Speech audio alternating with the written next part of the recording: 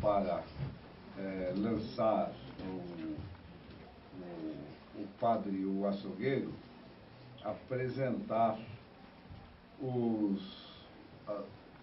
dois colegas que tiveram a generosidade de vir gastar um pouco do seu tempo nessa reunião literária e com muitas outras coisas mais importantes para fazerem do que vir aqui. O Julimir Machado da Silva é um conterrâneo de estado natal. Ele é gaúcho, é jornalista, é doutor pela Universidade de Paris V, foi orientando o doutorado de Michel Maffezoli. Curiosamente, quando ele fazia o doutorado com Michel Maffezoli, eu frequentava Paris no Studio Berceau, onde eu fui durante algum tempo lá conferencista, e depois mais um outro tempo em que eu fiz uma pesquisa e um outro tempo que eu passei uma licença-prêmio inteira. E nunca cruzei com ele lá. Eu vim conhecer o Julimir Machado, que eu já conhecia de trabalhos dele na imprensa, do que ele escrevia, vim conhecê-lo pessoalmente por causa do Maffezoli aqui em São Paulo. É uma figura ímpar, professor da FAMECOS, é coordenador do programa de pós-graduação da FAMECOS, e tem, entre tantos livros interessantes, um que eu gosto muito, que é Getúlio. Por conta exatamente da forma como ele escreve, é um romance, a vida do Getúlio. Mas ele também tem um trabalho curiosíssimo de um fato que ele não viveu por causa da idade, que ele o fez por conta de pesquisa, mas que me trouxe à época da minha adolescência, quando aconteciam os fatos. Brizola, governador do Rio Grande, o Jango, era isso? O Jango presidente, aliás, o Jango vice-presidente, o Jânio renuncia, o Jango está na China, o Jango volta, não deixam assumir, e aí forma-se a famosa cadeia da legalidade de resistência contra um eventual pretenso golpe. E ele, você não era nascido já, não é? Nasci um ano depois. Então, mas aí ele fez a pesquisa e reproduziu a época e todos aqueles fatos que aconteceram. Então eu quero, inicialmente, endereçar aqui o meu muitíssimo obrigado. Estou muito honrado com a presença de Julimir Machado. E também, não menos gaúcho, embora não tenha nascido no Rio Grande do Sul, o argentino Daniel Krasucki, que é um amigo de longa data, um homem que é um livreiro, um homem que vive de encontrar raridades para nós professores, que faz um trabalho incrível de buscar, encontrar títulos raros que não se encontram nem nesses sites de buscas de livros difíceis de serem encontrados. Eu li o livro do professor Victor Aquino, O Padre o Açougueiro, com muito prazer. Um prazer que se decantou depois de superar alguns obstáculos.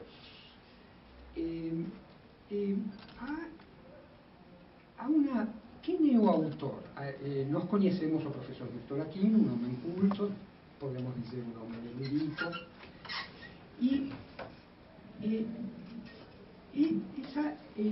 a maneira em que o livro foi escrito, com algumas repetições, com algumas considerações, nos leva a pensar qual é a voz que narra.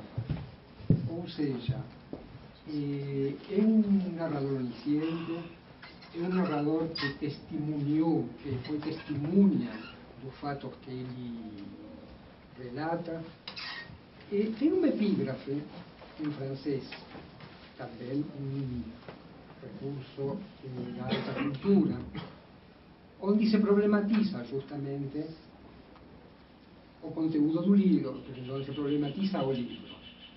Se é verdade, se é falso, se o que é verdade é falso, o que é falso é verdade.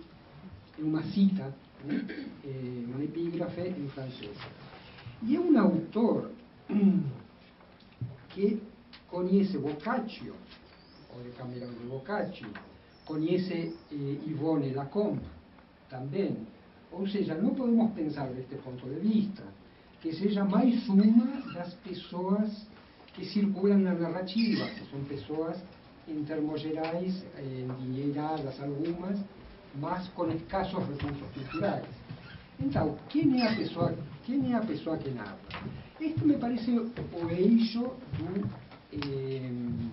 eixo principal do livro, a voz do narrador. É um narrador, na página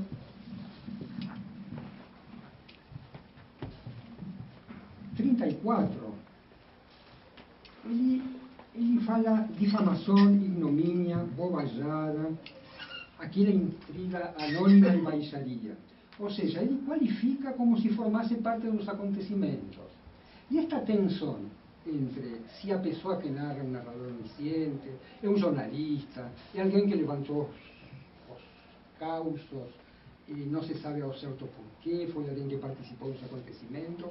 É uma tensão que se mantém com um estilo propositalmente incômodo para o leitor, ou seja, um estilo que não facilita a vida do leitor, tem repetições, tem algumas coisas ásperas na narrativa, e que, cada vez que isso acontece, problematiza novamente qual é essa voz que está narrando. Muito interessante descrição das classes sociais no local dos acontecimentos, se movimentam o alto clero e o baixo clero, num sentido figural e num sentido literal também, ou seja, se movimentam pessoas numa comunidade agrícola isolada do sul do estado do Rio Grande do Sul, e tem uma descrição muito feliz das classes sociais e dos setores sociais em jogo, o jornalista, etc. Ainda sobre a voz, tem alguns detalhes da narrativa que dão. Eu acho que a narrativa não é tanto realista como hiperrealista, é exageradamente realista. Por exemplo, na página 32, o narrador, que não se sabe exatamente a quem pertence essa voz, explica que um material, enfim, um texto iria ser composto em tipografia na velha impressora Kenning Bauer, desculpe a pronúncia. Bom, Kenning Bauer, eu fui consultar um especialista em tipografia, um especialista em gráfica, que tinha uma ideia do que fosse uma máquina de tipografia Kenning Bauer, ou seja, é um pequeno detalhe que dá uma hiperverossimilhança ao relato. Por exemplo,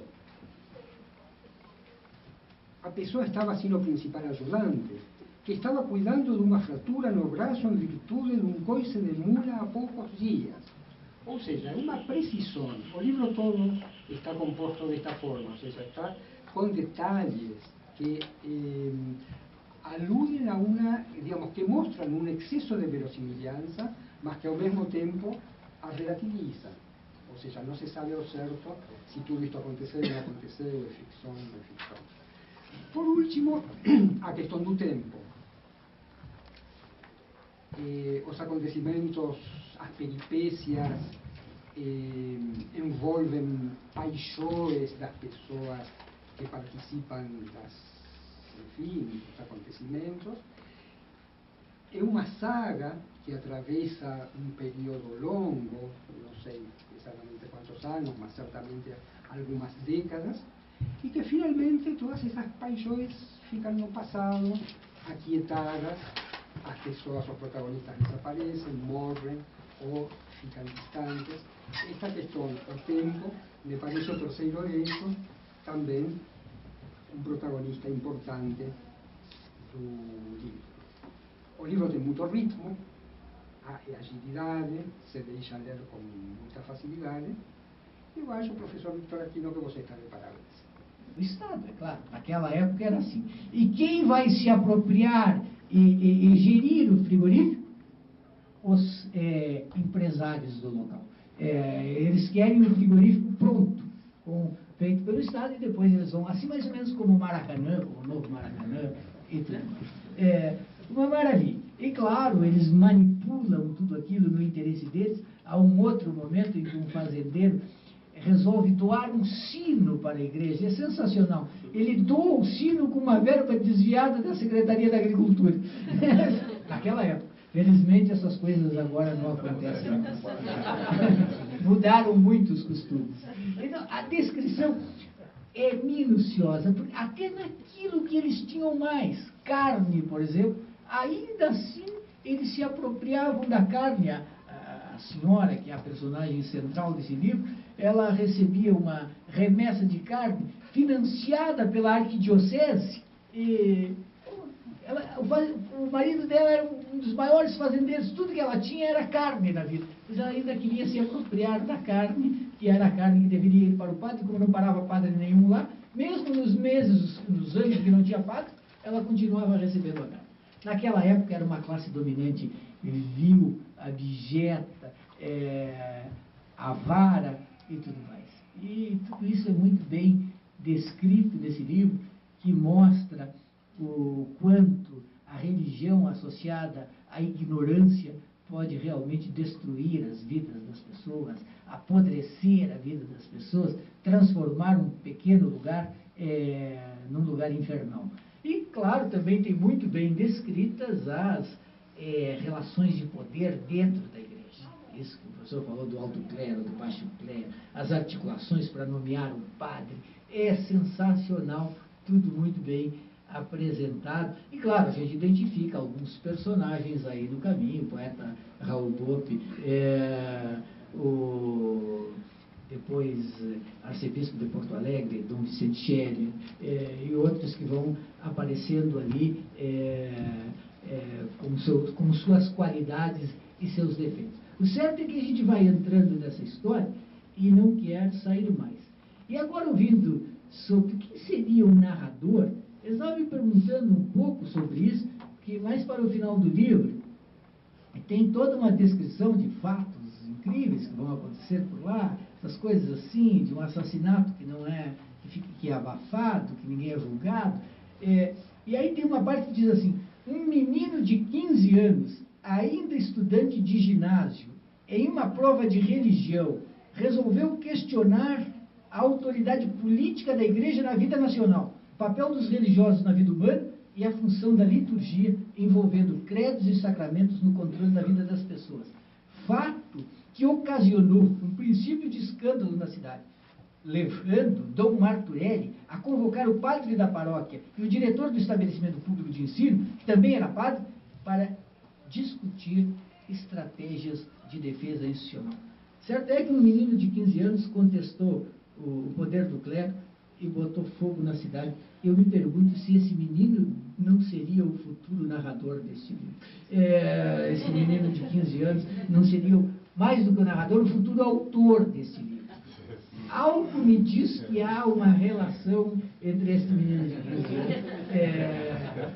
Embora não tenha nenhum outro indício aqui, mas pelo teor revolucionário do que esse menino fez, eu fico com essa desconfiança.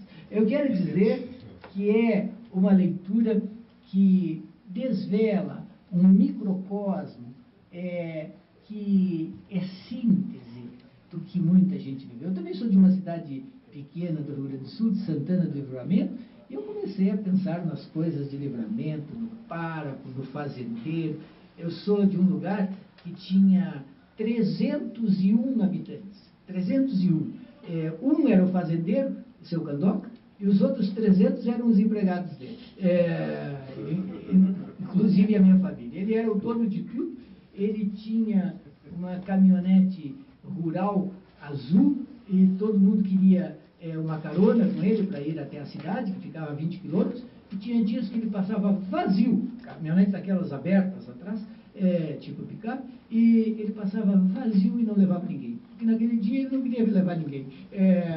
Simplesmente por isso. Então eu pensei muito lendo o teu livro, em todos esses personagens que a gente conhece, tu fosse muito feliz. Eu adorei o trabalho que fez o jornalista, que em determinado momento um jornalista é contratado para fazer um pequeno trabalho que a gente chamaria de jornalismo sensacionalista, ou jornalismo alimentar ou de ocasião, e que resultou num pequeno poema. Na noite de sexta-feira, fato grave aconteceu. Acharam Maria sovada na cama com o judeu.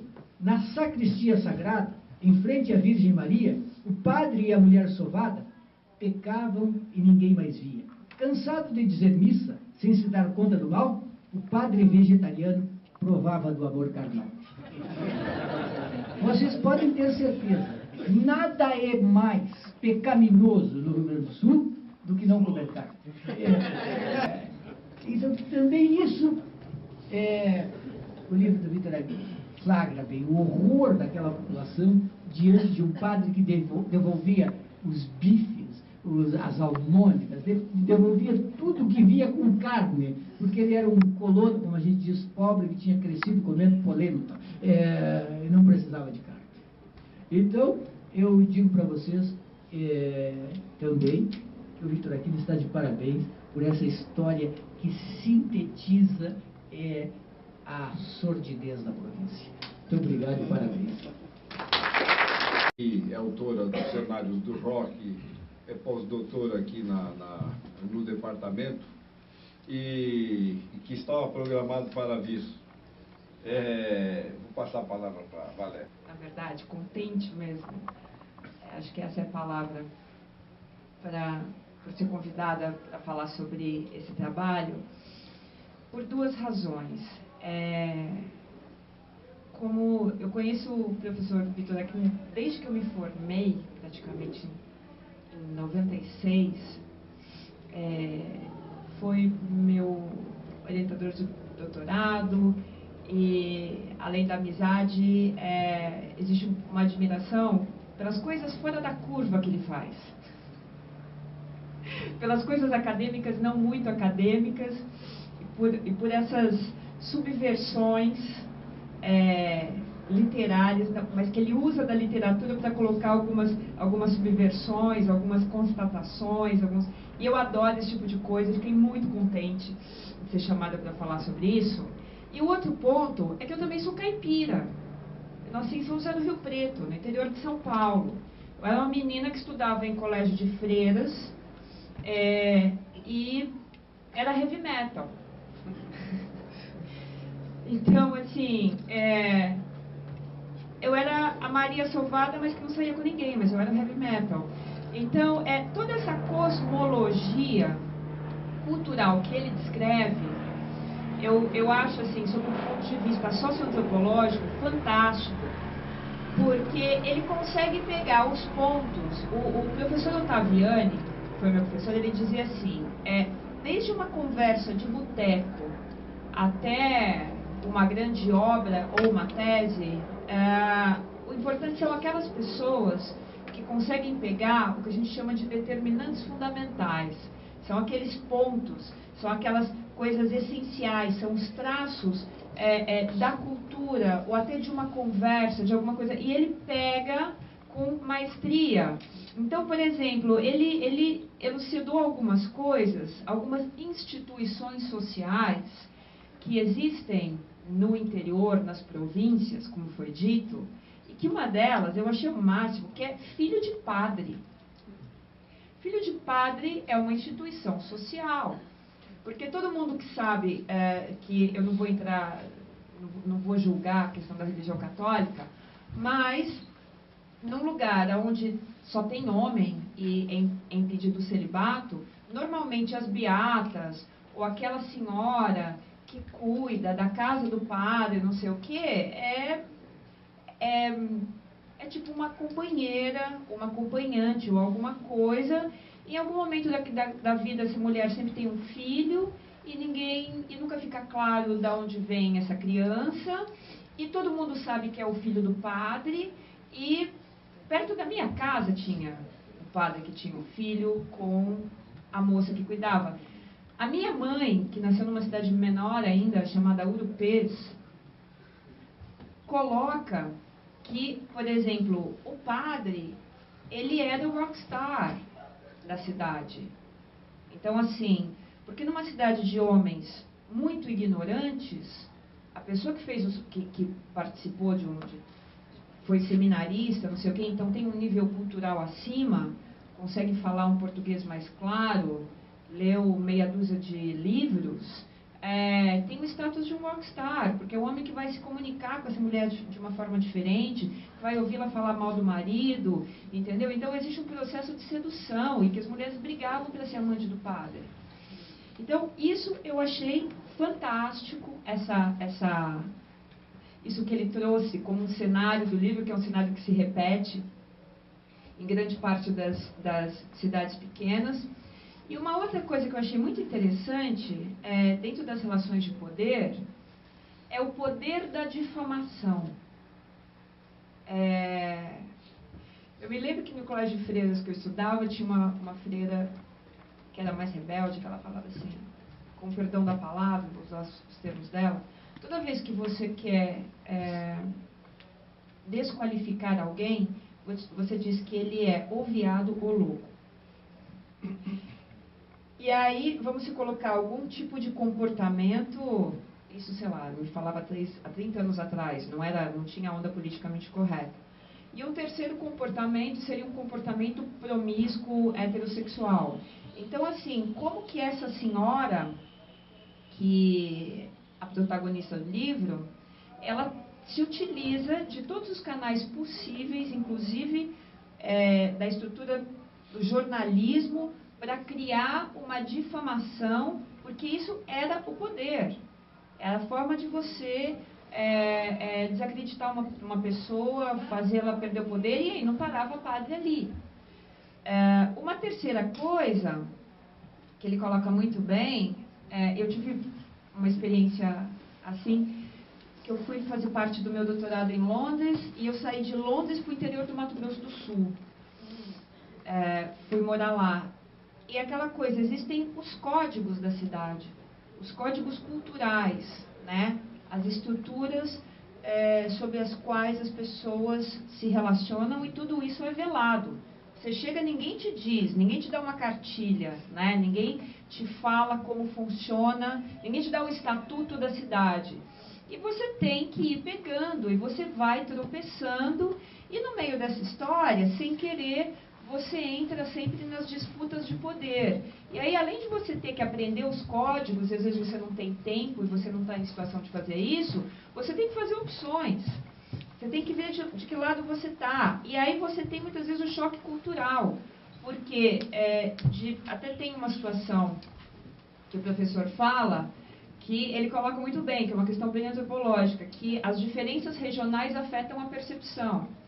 Então, uma pessoa que vem, um padre que vem de Recife tem uma percepção, tem um repertório cultural, ele vai enxergar aquela realidade de uma forma, a outra pessoa que veio de uma capital do Rio Grande do Sul vai enxergar de outra, uma outra pessoa que veio de Minas vai enxergar de uma terceira, e aí você tem um choque cultural, porque aí não é nem questão da pessoa não entender, às vezes ela não entende, ela não absorve, os valores são diferentes, e vira aquela zona. Então, assim, e dá para entender porque que todos os padres que chegam ali com uma função religiosa, uma função de ser um representante de estrutura de poder, se perde, acaba tropeçando nesses códigos, às vezes até por não entendê-los, e acaba sendo saído, para dizer, no caso dele não saiu, sendo envolvido em polêmicas e estruturas assim.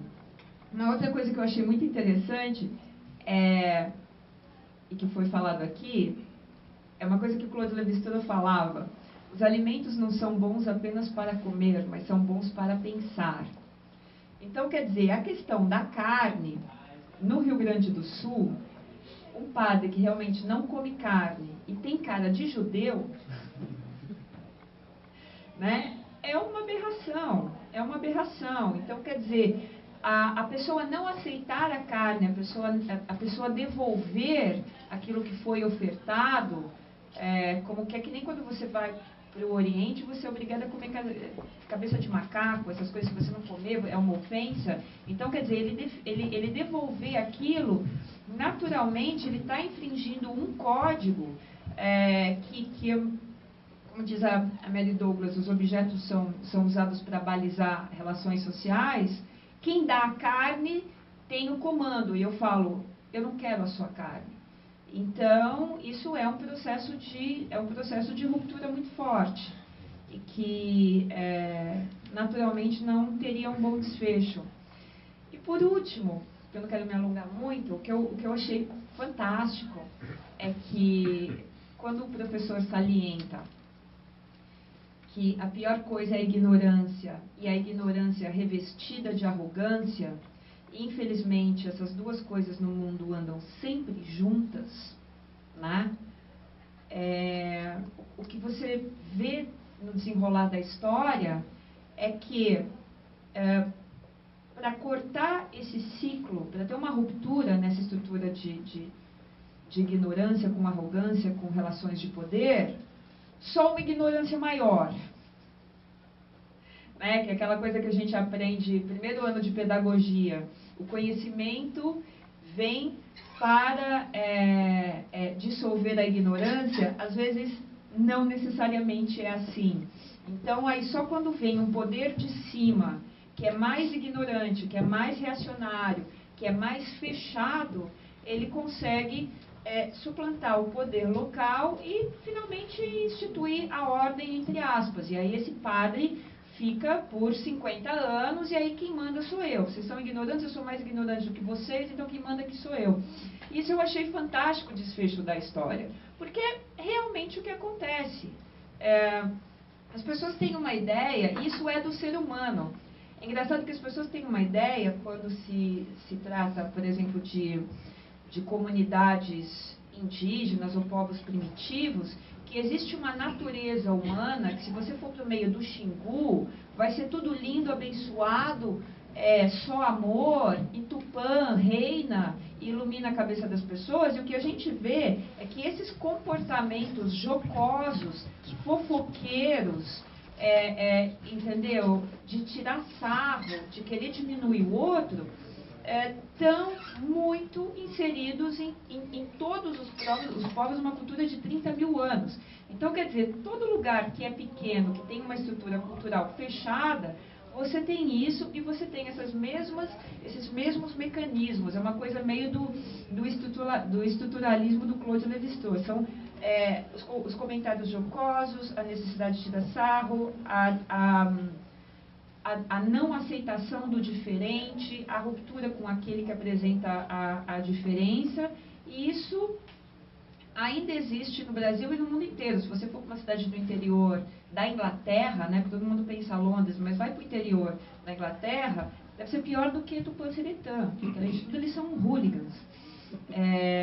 Então, esse fechamento do livro, que todo mundo poderia esperar, não, vai ter um desfecho, vai chegar alguém brilhante e as pessoas vão deixar de ser ignorantes. Não, é o ignorante mor que fala. Então, a minha ignorância vence a sua. Eu achei uma leitura muito prazerosa. Como foi dito aqui, eu também comecei a ler e não parei até o fim. Quer dizer, eu queria saber qual era o desenrolar daquela história. E parabéns ao professor por mais essa obra, e agradeço a participação. Obrigada. Estavam convidados inicialmente os escritores Moisés Silveira, que viveu em Tupã-Seretã e queria muito estar aqui, mas como coincidiu a data com essas coisas que gaúcho gosta de fazer, cavalgada para lugar nenhum, sabe? Festejar. Agora vem a época que vai... que se festeja a Guerra do Empate, que é a única guerra no mundo que deu empate, que é a guerra contra o Império, que o Brasil chama, eufemisticamente chamada de Revolução Farroupilha. Deu um empate. Eles param tudo para festejar isso. Mas oportunamente nós estaremos aqui numa outra reunião eu estou organizando um workshop sobre lendas e ninguém melhor para estar nessa reunião do que Moisés Silveira, que é o autor do livro Tupã-Siretã, que é a lenda da Terra da Mãe de Deus, que um americano já fez escreveu um pequeno conto chamado The Legend of the God's Motherland, né? E nós vamos ter a oportunidade de conversar com Moisés Silveira. Lamentavelmente, no convite saiu errado também. A Chu, que é essa moça que é nossa estagiária, que veio de Xangai ano passado, já está indo embora, ela diz assim, sou muito confusa, né? Hoje tão confusa que ela agora ligou e perguntou se era amanhã o lançamento. Ela errou e pôs lá o Cacique Batu, que é um capítulo do livro do Moisés Menezes. E também, depois de ter sido dito para ela, olha, o escritor Sival Medina também não vai vir esta vez, ela pôs lá Sival Medina. E eu só fiquei vendo isso depois, né? Então, eu me desculpo pelos erros, pelos equívocos e oportunamente nós teremos ocasião de nos encontrar com todos. Eu fazia um livro o livro que me deu mais prazer até hoje fazer foi o livro que veio do nada. Um livro para celebrar uma falta que eu tinha, sabe, assim, uma coisa de uma lacuna. Porque todo mundo tem pai e mãe, todo mundo fica velho, todo mundo lembra do pai e da mãe que já faleceu. Engraçado, claro, tenho o maior carinho pela memória da minha mãe, mas a pessoa que me fazia falta, assim, durante muitos anos, era a figura do meu pai. E aí eu resolvi fazer um livro, que meu pai morreu cedo, morreu com quase a idade que eu tenho hoje. E eu também não digo qual é, que não interessa. Aí, o meu pai iria fazer em 2012, dia 29 de janeiro, 100 anos, se fosse vivo. E eu resolvi fazer um livro para celebrar o centenário de nascimento dele. E tentei vários tipos. No fim, vou fazer a biografia do meu pai. Mas uma biografia de uma forma encadeada, com casos da vida dele, das origens dele e tal. E fui procurar material para me certificar, precisar fatos e coisas. E nenhuma das caixas de coisas que eu abri, eu descubro um jornal velho e um exemplar da revista Life, que uma coisa não tinha relação com outra, mas eu larguei para lá, uma poesia, não tinha nada a ver. E eu fui rematando o livro. Quando o livro estava ficando pronto, deu um livro de 530 páginas, né? E ainda sobraram as fotos que vão ser objeto de uma outra publicação. Eu termino mandando o livro para a editora, vou guardar de novo esses papéis, que eu não pôr nada fora, nunca, nem coisas usadas, e pego aquela revista Life e abro, é uma revista que era a revista das Ezequias do Papa Pio XII. E aí, quando eu abri numa página central, que está o esquife do Pio XII, no meio da basílica, aquelas coisas, solenidade, todo aquele monte de religioso e assistência em volta, tinha um bispo conhecido, num primeiro plano assim. E aí eu lembrei da história que meu pai contava quando eu era adolescente. Meu pai contava muita história. Ele guardava as coisas freneticamente, que nem eu, não punha nada fora, de vez em quando ele ia e contava de novo a mesma história. E aquela história ele contou várias vezes. E aí que me caiu a ficha. Essa poesia é a história do padre que foi injuriado na cidade em que eu morava. E aí este padre foi embora, e aí ele abria a revista assim, um padre que foi acusado de estar tendo um caso, um romance carnal com uma pessoa mal falada na cidade, e ele some, porque houve um episódio de um senhor chamado Seu Cabralzinho, que no livro é Seu Canarinho, escreve, faz a injúria sob encomenda, escreve aquela história que termina com aquele... Primeiro ele conta o caso, depois ele arremata naquela quadrinha que ele leu aqui. E o meu pai dizia assim, nunca mais ninguém ouviu falar do padre Max Lamborghini, cujo nome não era esse também, né? Aí, mas olha aqui a fotografia dele lá no enterro do Pio XII, olha aqui, ó, ele lá de turíbulo na mão, andando, sabe?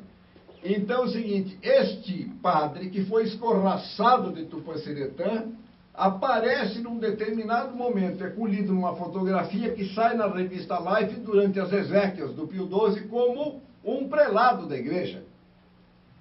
Então, só essa pequena insinuação já serve, fora as outras insinuações que não são bem insinuações, são fatos constatados, dos padres que deixaram prole na Diocese de Santa Maria.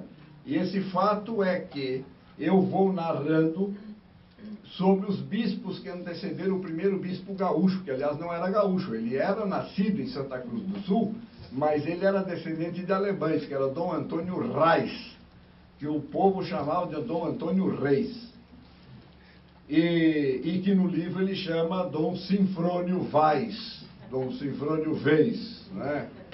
E aí ele é o primeiro bispo que é nascido no Rio Grande do Sul, que vai para a Diocese de Santa Maria. Antes teve 2 bispos, e ninguém fala isso no Rio Grande, 2 bispos baianos em Santa Maria. E durante esses 2 períodos de bispos baianos, aquela diocese devia ser uma barbaridade, porque tinha padre com filho, e teve até o caso de um que teve um filho que foi seminarista. E eu conhecia a história.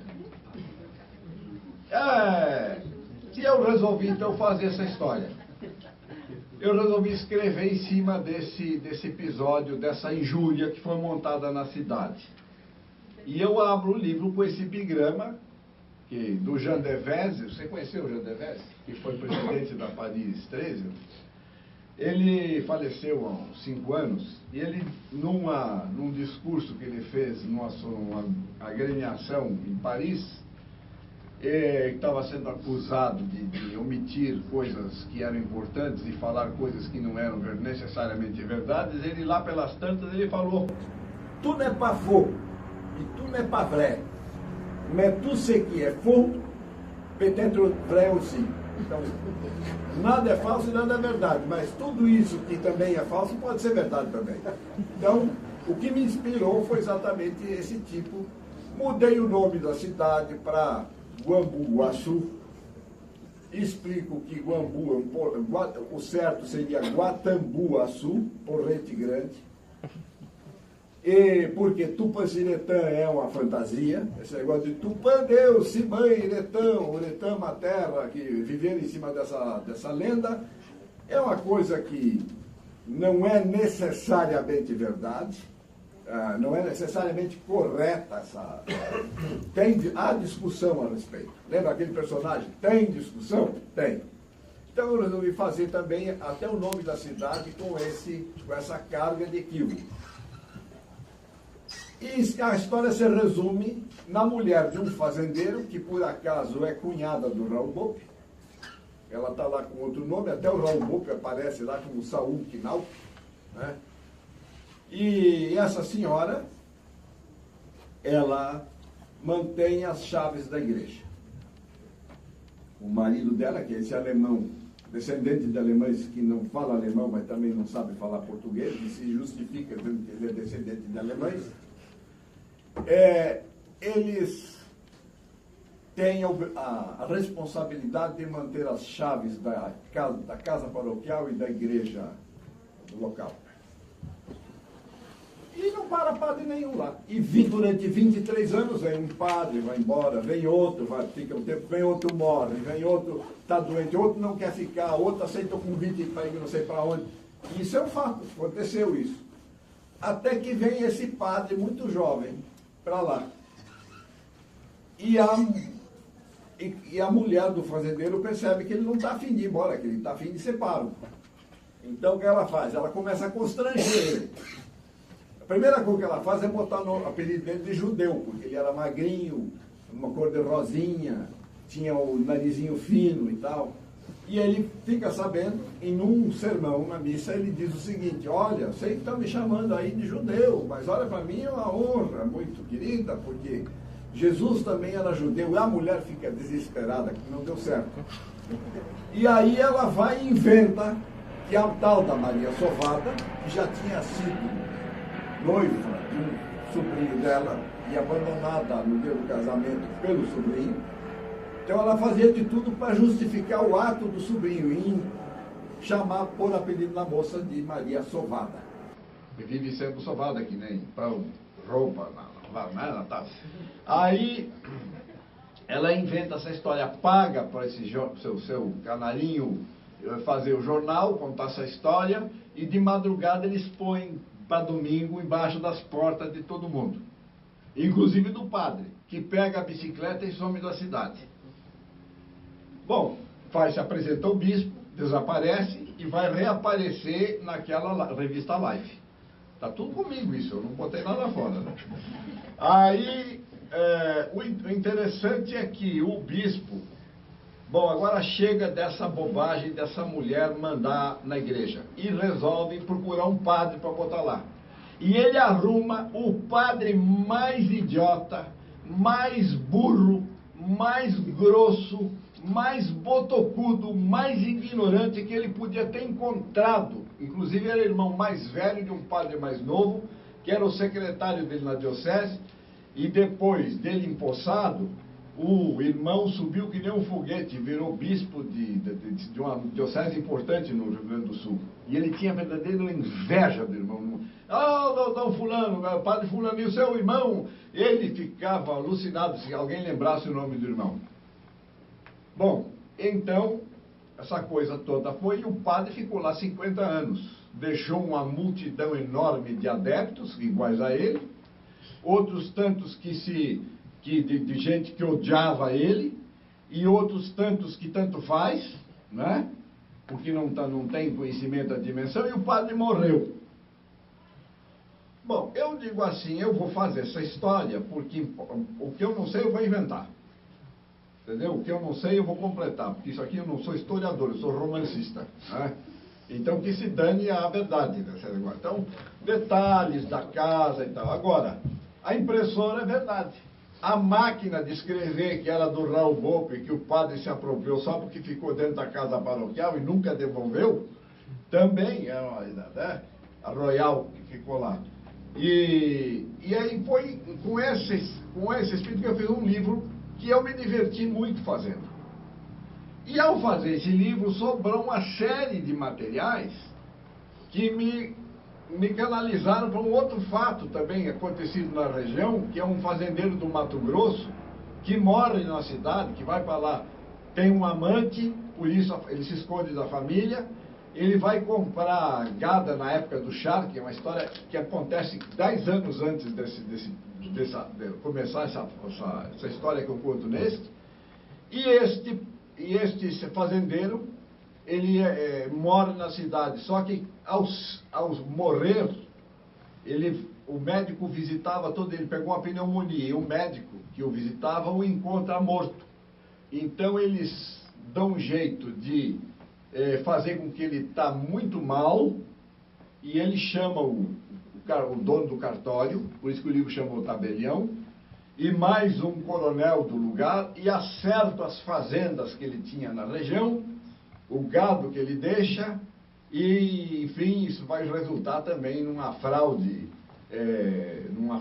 imobiliária fantástica, mas tudo com outro nome, sabe? Tudo com outro acento, porque, naturalmente, isso é uma criação literária, uma recriação literária. eu quero dizer o seguinte, que a partir do momento que eu comecei a fazer isto, eu comecei a me sentir muito bem, sabe? Comecei a me sentir muito bem. E aí eu comecei a entender colegas meus de menos idade que já fazem isso e que fazem melhor que eu, tal. E comecei a entender que isso é um momento muito bom da vida da gente, que é a expressão literária, e que está à mão de cada um de nós. E a expressão literária começa, antes de mais nada, com a leitura, né? A gente lê o que os outros escrevem, tudo, qualquer coisa. Tal. E então eu quero dizer para vocês o seguinte, é um momento muito bom na minha vida, um momento muito significativo. Quero agradecer aqui a todos que têm me apoiado, e muito mais que apoiado, ajudado material e fisicamente. Caso do Paulo Nassar, da Clotilde, do Sérgio, do Eneus, do Máximo, do Armênio, e aqui do Valdemir, que está aqui hoje, que já teve oportunidade aqui de vir aqui discutir 1h59 quantos minutos, né? E aí, eu me sinto realmente muito gratificado, muito agradecido a todos. O Sesquim, que também está sentado lá no fundo. As moças, minhas colegas de trabalho aqui da Secretaria do Departamento, que também param tudo que estão fazendo, a Sueli, a Indalina, param tudo que estão fazendo para me ajudar.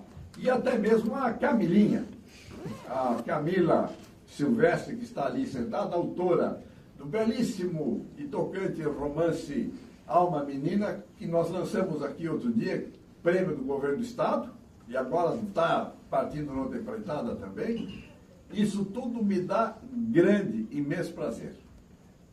A Emiliana também, que me ajuda a botar essas coisas todas no ar, porque senão eu vou ser o leitor da minha própria obra. Entendeu? E aliás, me basta, viu? Me basta. Quero outra vez agradecer a Valéria, ao Daniel Kassuki e este amigo que eu não vi há muito tempo, o Jurimir Machado. Muito obrigado.